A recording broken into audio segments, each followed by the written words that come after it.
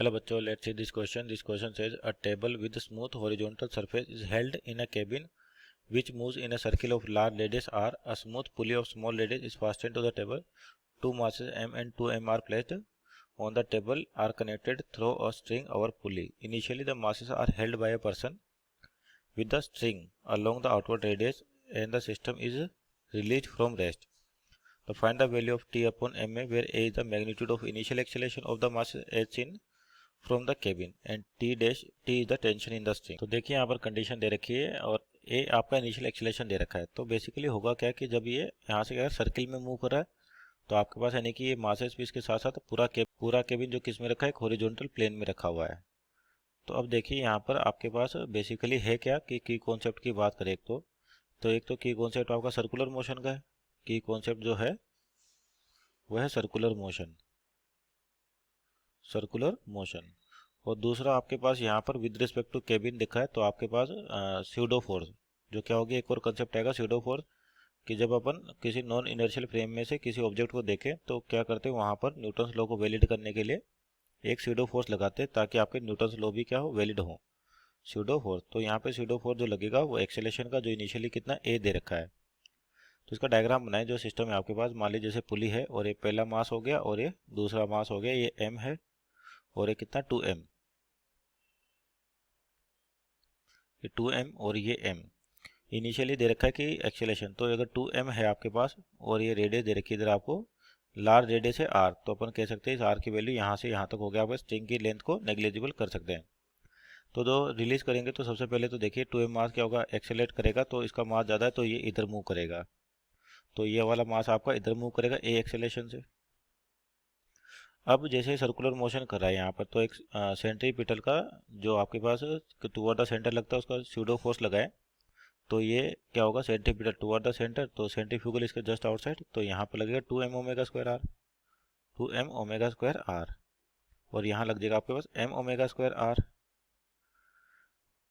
तो यहाँ पे टेंशन टी और इस वाले ब्लॉक पे भी टेंशन टी इधर। अब अपने को विद रिस्पेक्ट टू केबिन देखें, विद रिस्पेक्ट टू केबिन तो इस एक्सेलेरेशन के कारण एक स्यूडो फोर्स लगाए अपन, तो वो क्या होगी, जो एक्सेलेरेशन आपके पास ब्लॉक का है या सिस्टम का उसके जस्ट ऑपोजिट आपके पास स्यूडो फोर्स लगती है, यानी कि एक्सेलेरेशन इधर है तो आपका स्यूडो फोर्स इधर लग जाएगा और कितना हो जाएगा, मास इंटू एक्सेलेरेशन, तो मास कितना 2m और एक्सेलेरेशन हो गया a।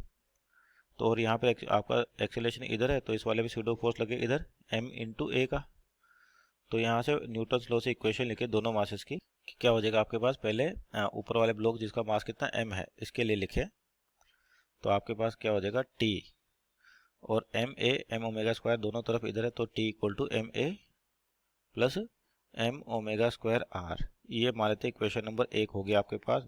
और 2m मास के लिए लिखे तो कितना हो जाएगा आपके पास, ये इधर जा रहा है तो इसका मतलब आपके पास जो 2m ओमेगा स्क्वायर आर है वो आपके पास इधर लग रही थी, तो आपका एक्सेलेरेशन किधर, इस डायरेक्शन में। तो इसके अकॉर्डिंग देखें आपके पास तो t minus 2m equal to 2m omega square R. तो यहाँ से t की वैल्यू क्या ले सकते हैं अपन, basically 2m omega square R, 2m omega square R और 2ma को इधर लेके जाए तो 2ma, ये हो जाएगी इक्वेशन नंबर 2। तो इन दोनों को सोल्व करें, इक्वेट करें दोनों को यहाँ पर। तो इक्वेट करने पर आपके पास इक्वेशन देखें तो क्या हो जाएगी, ma plus m omega square R is equal to 2m omega square R, यहाँ पे आपके पास r भी है, माइनस 2ma,